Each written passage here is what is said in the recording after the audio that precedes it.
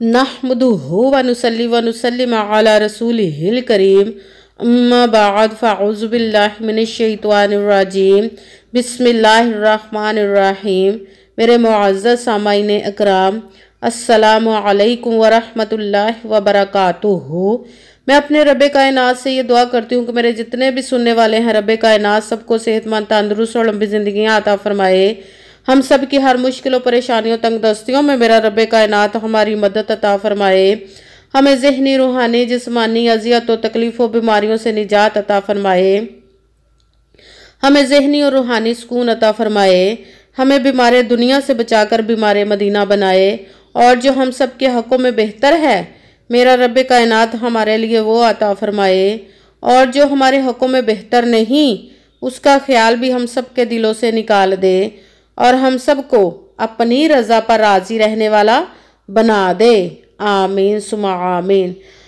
आज मैं जो आप लोगों को वजीफ़ा बताने लगी हूँ, ये आप 1 रमज़ान से लेकर 10 रमज़ानुल मुबारक के रोज़े तक पढ़ सकते हैं। ये पहले अशरे का वजीफ़ा है। आप इस वजीफ़े को 1 रोज़े से लेकर 10 रोज़े तक, 10वें रमज़ान की 10 तारीख तक आप किसी भी दिन पढ़ सकते हैं इस वजीफ़े को। अगर चाहें तो ये आप रोज़ाना पढ़ सकते हैं, अगर चाहें तो इस अशरे में 1 मरतबा तो लाजमन पढ़ लीजिएगा। ये अशरा रहमतों वाला अशरा है। इसमें खूब रहमतें लूटे, रब कायनात की रहमतों की बारिशें हो रही हैं। तो इस अशरे में आप खूब इस फ़ायदा उठाएं इस अशरे का। आप इसमें इस वजीफ़े को किसी भी वक़्त, किसी भी जगह, किसी भी नमाज के साथ इस वजीफ़े को आप लोग पढ़ सकते हैं। चाहे सुबह फजर की नमाज के साथ पढ़ लें, चाहे तो ज़ोहर के साथ, असर के साथ, मगरिब के साथ पढ़ लें, चाहे तो इशा के साथ, चाहे तहज्जुद के साथ आप इस वजीफ़े को पढ़ सकते हैं। इस वजीफ़े को 1 से 10 तारीख तक किसी भी दिन पढ़ सकते हैं, किसी भी वक़्त पढ़ सकते हैं, किसी भी जगह पर पढ़ सकते हैं। अगर आपके नसीबों के ताले बंद हो चुके हैं, आप पर बहुत ज़्यादा मुफलिसी, गरीबी है, फाके हैं, परेशानियां हैं, तकलीफ़ें हैं, आप इस वजीफ़े को लाजमन पढ़ लीजिएगा। किसी भी मकसद, किसी भी हाजत को रख के, आप बहुत ज़्यादा कर्ज़ है आप पर, या आपका अपना घर नहीं है, आपके बच्चों की शादियां नहीं हो रही, या आपकी खुद की शादी नहीं हो रही, या आपका कारोबार ठीक नहीं चल रहा, या कि आपकी औलाद नहीं, किसी भी मकसद को रख के अपने जहन में आप इस वजीफ़े को कर सकते हैं। इंशाअल्लाह इंशाअल्लाह अज़ीज़ रब कायनात अपने हुक्म से आपकी जिस मकसद के लिए आप वजीफ़े करेंगे उसको कबूल व मंजूर अता फरमाएगा और आपकी उस परेशानी को दूर अता फरमाएगा। इंशाअल्लाह इंशाअल्लाह अज़ीज़ अपने हुक्म से वो 70 माओं से ज़्यादा मोहब्बत करने वाला रब है। उसके तो कुन कहने की देर है और फायाकुन हो जाता है। उसके दस्ते कुदरत से कोई चीज़ बाहर नहीं, उसके कुन कहने की देर है। वो हर चीज़ पर कादिर है, कुदरत रखता है। हमें ही मांगने का तरीका सलीका नहीं आता, इसीलिए आज आप इस वजीफ़े को पढ़ के अपनी मुराद को रब कायनात से हासिल कर सकते हैं, अपने नसीब के बंद तालों को खुलवा सकते हैं, अपने मुकद्दर के सितारों को चमकवा सकते हैं। इस वजीफ़े को करते ही रब कायनात अपने गैबी ख़जाने जो हैं, उनके जो फरिश्ते हैं, उनको हुक्म देगा कि जाओ, जिस बंदे ने ये वजीफ़ा किया है उस पर अपने गैबी ख़जानों के मुंह खोल दो और उसे इतनी दौलत दे कर आओ कि उसे किसी चीज़ की ज़िंदगी में कमी ना रह जाए। तो आप इस वजीफ़े को पहले अशरे में लाजमन पढ़ लीजिएगा, चाहे रोज़ पढ़ लें, चाहे 1 दिन लाजमन पढ़ लीजिएगा।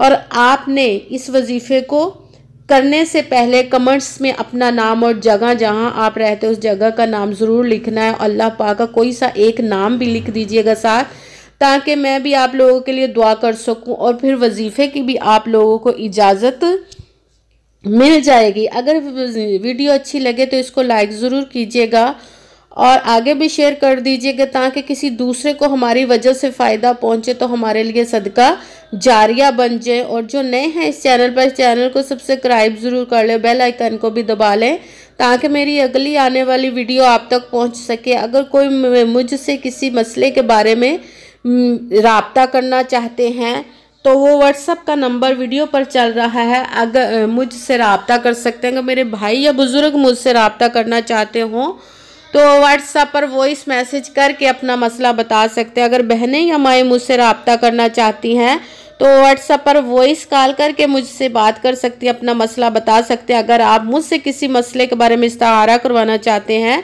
या किसी काम का हिसाब लगवाना चाहते हैं या कि किसी काम के लिए वजीफ़े का पूछना चाहते हैं या कि महफिल पाक के लिए बुलवाना चाहते हैं या कि कुरान पाक ऑनलाइन पढ़ना चाहते हो तो व्हाट्सएप का नंबर चल रहा है, आप लोग रब्ता कर सकते हैं।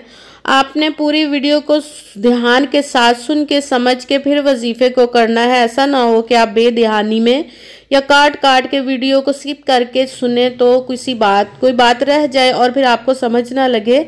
तो इसलिए पूरी वीडियो को सुन के समझ के फिर वजीफ़े को करना है। ना तो किसी वजीफ़े में आपने अपनी तरफ से कम करना है और ना ही बढ़ाकर ज़्यादा करके आपने पढ़ना है। जिस तादाद और जिस तरतीब के साथ मैं आप लोगों को बताऊंगी उसी तादाद और उसी तरतीब के साथ इस वजीफ़े को पढ़ना है। इंशाअल्लाह रब्बे कायनात हम पर करम अता फरमाएगा। आप इस वजीफ़े को घर में, ऑफिस में, दफ्तर, मदरसे, मस्जिद में कहीं पे भी बैठकर इस वजीफ़े को कर सकते हैं आप। मगर जब वजीफ़ा करने लगे तो बिल्कुल खामोशी, तवज्जो, सुकून के साथ आपने वजीफ़े को करना है।